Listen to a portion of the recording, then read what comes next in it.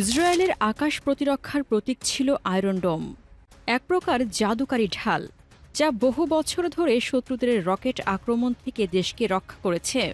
কিন্তু ইরানের সাম্প্রতিক আক্রমণ সেই ডোমের গায়ে একের পর এক ছিদ্র করে দিয়েছে, যা একসময় ছিল ইসরায়েলের অহংকার, আজ তা হয়ে উঠেছে প্রশ্নের কেন্দ্রবিন্দু। আয়রন ডোম মূলত তৈরি হয়েছিল সরল রকেট ঠেকাতে, যেমন গাজার কাসাম রকেট বা দক্ষিণ লেবানন থেকে ছোড়া গোলা। এটি খুব সহজ ফ্লাইট পথ বিশ্লেষণ করে আকাশে আক্রমণ ধ্বংস করতে পারত। কিন্তু আধুনিক যুদ্ধে যেখানে ব্যালিস্টিক ও হাইপারসনিক ক্ষেপণাস্ত্র, ড্রোনের ঝাঁক আর ইলেকট্রিক জ্যামিং একসাথে আক্রমণ করে, সেখানে এই সিস্টেম কার্যত ব্যর্থ।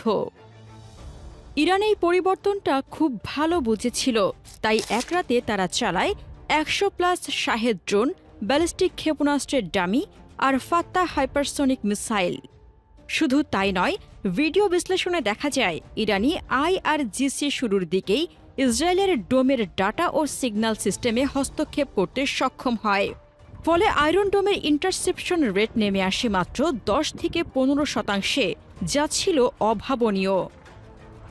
ইসরায়েলের প্রতিরক্ষা ব্যবস্থা ৩ স্তরের। উপরের স্তরে অ্যারো 3, মাঝখানে ডেভিসলিং আর নিচে আয়রন ডোম। কিন্তু যখন দেখা যায় আয়রন ডোমই হাইপারসনিক আক্রমণ ঠেকাতে বাধ্য হচ্ছে, তখন বুঝতে কষ্ট হয় না উপরের স্তরগুলো ব্যর্থ হয়েছে। আর তার কারণ হতে পারে রাডার ব্যর্থতা, অস্ত্র ফুরিয়ে যাওয়া অথবা প্রযুক্তিগত গ্লিচ। সর্বশেষ সংকেতটি আরও ভয়ঙ্কর।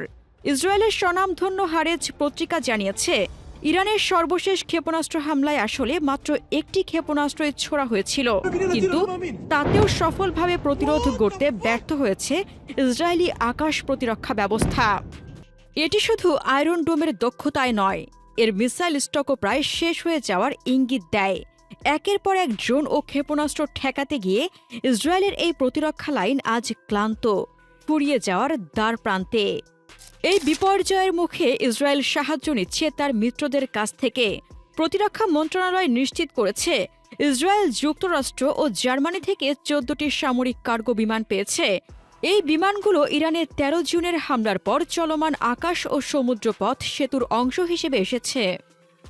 আর এই ডেলিভারিগুলো সেই 800রও বেশি কার্গো বিমানের কাতারে পড়েছে, যা 2023 সালের 7 অক্টোবর গাজায় যুদ্ধ শুরু হওয়ার পর থেকে ইসরায়েলে পৌঁছেছে।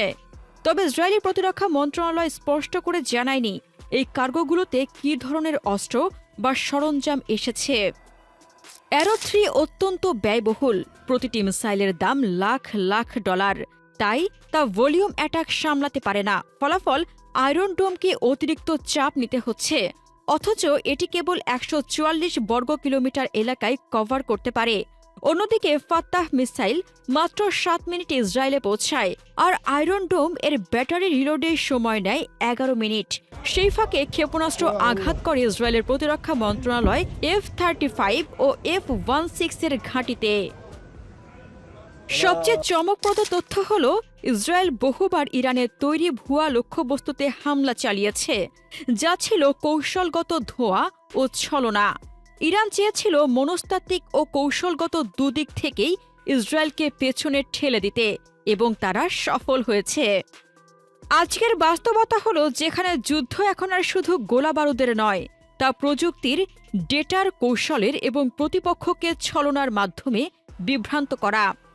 আয়রন ডোম এখন আর আগের মতো অভেদ্য নয়, বরং এটি পরিণত হয়েছে ছিদ্র ভরা এক প্রতিরক্ষা বুহে, যা ইরান দেখিয়ে দিয়েছে সুইস চিজের মতো ভঙ্গুর। প্রিয় দর্শক, ইরান ইসরায়েলের আকাশ প্রতিরক্ষার প্রতীক আয়রন ডোমের এই ব্যর্থতাকে আপনি কিভাবে দেখছেন? আপনার মতামত কমেন্টে জানান।